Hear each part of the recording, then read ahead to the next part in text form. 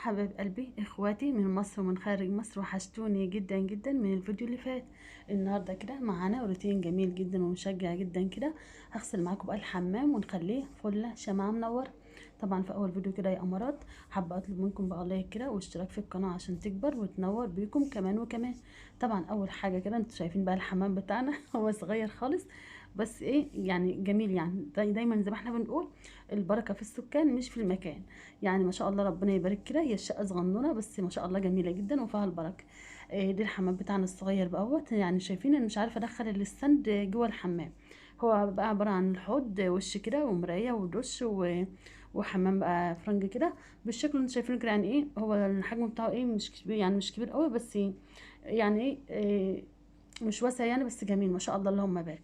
وده يعني بقول لكم انتوا بحبكم وانتوا دايما في قلبي وعلى راسي من فوق، ما تحرمش منكم ابدا. يعني الروتين النهارده جامد جدا، كله بقى رغاوي كده وصابون بقى وكلور وخل وكلور شويه حاجات كده، ان احنا ننضفه كده ونعقم بقى الحمام. بس ايه في اول فيديو كده نقول ايه، صلي بنا على رسول كده، اللهم صل وسلم على سيدنا محمد عليه افضل الصلاه والسلام. جزاكم الله كل خير. طبعا ايه جبت بقى شويه شامبو بص ورايا في الحمام لقيت فيه ازاز شامبو كده على على الصبانه، كذا نوع كده شامبو، قلت ايه احط منهم بقى كده في الخلطه بتاعتنا الجميله، مع شويه الكلور مع شويه الخل، مع شويه ملح، اي حاجه كده معطر ارضيات، واحطها بقى كده ايه في الخلطه الجميله بتاعتنا اللي احنا ايه عاملينها دي. وجبت بقى الحله الصغننه البلاستيك ديت، وخرطتهم بقى كده بحيث ان ايه يطلع معايا الرغوه. بصراحه ايه ساعه ما بيطلع معايا الرغوه كده الخلطه ديت بحس كده بالنظافه كده ايه، وجميل جدا. شايفين بقى الرغوي بالشكل ده كده. بعد كده بقى ايه جبت معايا بقى سلك كده مخصص طبعا للحمام، بمسكها بقى كده وامسك بقى الحوض كده اخليه بقى نضيف وزي الفل. بس طبعا ايه المرايه بصراحه كده إيه ما كانتش عاجباني كده، كان فيها حاجات كده ايه معجون خلصان يعني فاضي، كان في حاجات كده عايزه تتزع وتترتب ايه في المرايه اللي احنا ايه حطيناها فوق دي فاضيه، معجون اسنان فاضي هحطه بقى ايه في السله بتاعه المهملات وكده. وبدات اروق بقى كده ايه المرايه بتاعه الحوض. زي ما انتم شايفين بقى الحمام مش كبير، هو ايه صغير بس جميل يعني ما شاء الله اللهم بارك. انتوا عارفين بقى شقق المصايف كده بتكون صغيره كده ومحندقه. بدات بقى اروق بقى المرايه كده بتاعه الحوض زي ما انتم شايفين. شلت بقى الحاجات بقى من عليها كده، وشكل شكل بقول لكم ان انا خلصت روقتها. طبعا ما عرفش ان انا ايه اتكلم بقى معاكم في الحمام، قلت اعمل ايه اعمل منتج بقى الفيديو كده عشان ايه اعرف اسلم يعني اسلم عليكم ونصلي بينا على الرسول كده، اللهم صل وسلم على سيدنا محمد عليه افضل الصلاه والسلام. دلوقتي كده مسحت بقى المرايه كده وروقتها بقت نضيفه وزي الفل اهي. وبعد كده نمسك بقى الحكرة بالسلكة بتاعتنا اللي احنا مخصصينها بقى للحمام، واديله بقى ايه دعكة جامدة كده بحيث ان هو يلمع معايا كده. يعني ايه طبعا عشان هو مش صغير، يعني ان هو صغير ان احنا نهمله، لا بالعكس، كل ما يكون المكان صغير تهتم بيه بالنظافة، تحس ان هو رايق كده ومترتب ونضيفه زي الفل. جبت طبعا ايه الخلطة بتاعتنا ايه، جبت بقى واحد ترشرش بقى كده على الحوض وعلى الحنفيه بتاعه الحوض كده، بحيث ايه ان هي تلمع الخل معايا بيلمعها كده ويخليها نضيفه زي الفل، بديلها لمعه كده جميله. ومسكت بقى الصبانه بقى بالسلك زي ما انتم شايفين كده، اقسم بالله انتوا بتشجعوني. يعني بصوا يعني لما اكون قاعده مكسله كده اسمي كده واقوم رايحه جايبه التليفون واقفاه كده على الستاند واسمي كده واحس ان انتم موجودين معايا كده في كل مكان. بشجع بكم كده وبتشجعوني، احلى واجمل اخوات، بحبكم يا امارات، ما تحرمش منكم ابدا. مسكت بقى الحوض من فوق ومن تحت كده، نضفته خليته فل شمعة منورة. عايزه اقول لكم في دقايق كده ما خدش مني وقت خالص. يعني بصوا يعني وجودكم معايا كده بيشرفني وبيسعدني وبيشجعني.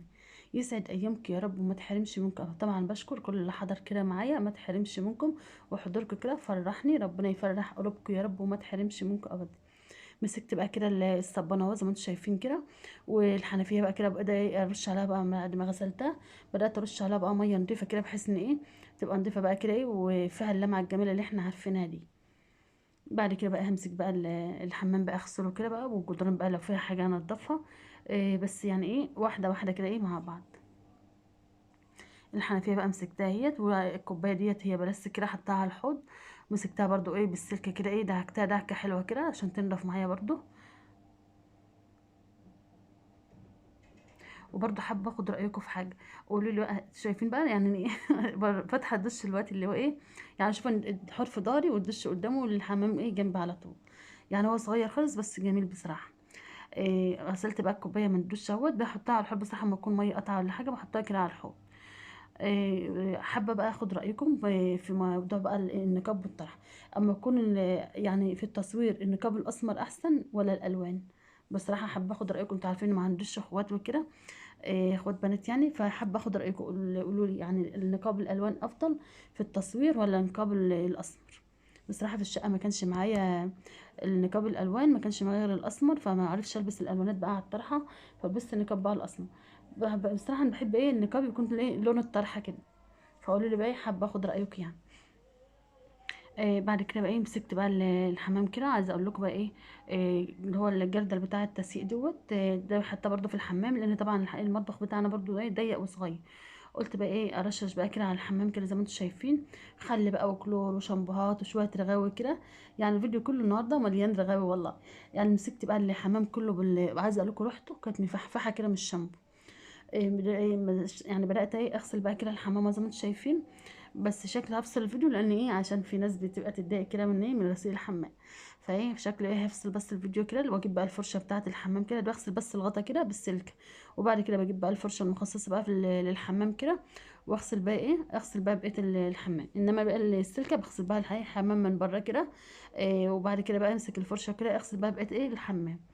بصراحة يعني بصوا يعني الحمام يعني بالذات الحمام لازم بيبقى محتاج نظافة جامدة يعني جدا، عشان طبعا البكتيريا وكده. وفي شباك برضو في الحمام ببقى افتحه، بس طبعا ايه عشان الجيران بقى قصادي وكده، فايه وقت التصوير كده قلت اقفله بقى. انما في اي وقت هقفل بس كده لما اخلص كده الحمام كده هغسله وانضفه وايه وارجع لكم تاني.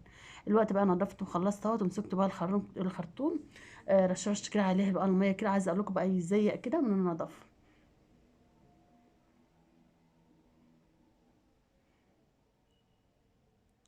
وبعد كده بقى كده هنشوف بقى نغسل بقى كده. أنا كنت اغسل بقى الصبانات، او اغسل بقى الحنفيات بتاع الدش كده، بحيث ان عايزه اقول لكم الحمام في اليوم دوت والله العظيم كان بيدعي لكم كده ايه عشان انتوا اللي شجعتوني.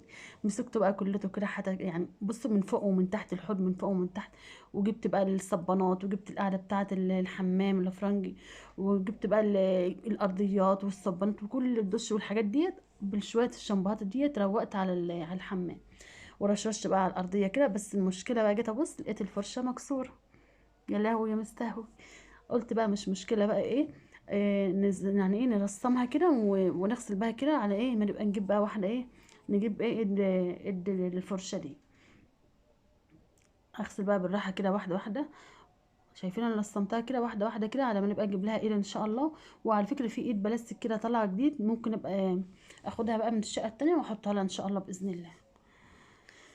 الوقت خلصت بقى غسيل الارضيات، وعايزه اوريكم بقى الفوطه الجميله ديت جايباها جديد يعني ما شاء الله اللهم بارك. بس الاضاءه ظلمها بس جميله جدا. شايفين بقى، شايفين بقى الكتكوت الصغنون دوت الاصفر الجميل دوت. كنت حابه ايه اوريها لكم. بعد كده بقى مسكت بقى المساحه كده، اشد بقى كده الميه بقى الموجوده في الحمام، بحيث ايه ان انا انشفه كده وابقى نضيفه زي الفل. عايزه اقول لكم بجد والله العظيم بقى الحمام بيزيق كده من النظافه من كتر الشامبوهات اللي فيه. بس لازم برضو ايه كل فتره نحط شويه شامبوهات، شويه خل، شويه كلور، شويه معطر ارضيات، كل يعني ايه تنظيف كده جميل كده يخليه معقم كده ونضيفه زي الفل. شايفين ما شاء الله اللهم بارك نضف معايا ازاي وبقى جميل وزي الفل. امان عليكم بقى ليك حبايبي وحبايب قلبي، بحبكم في حفظ الله ورعايته، ومع السلامه.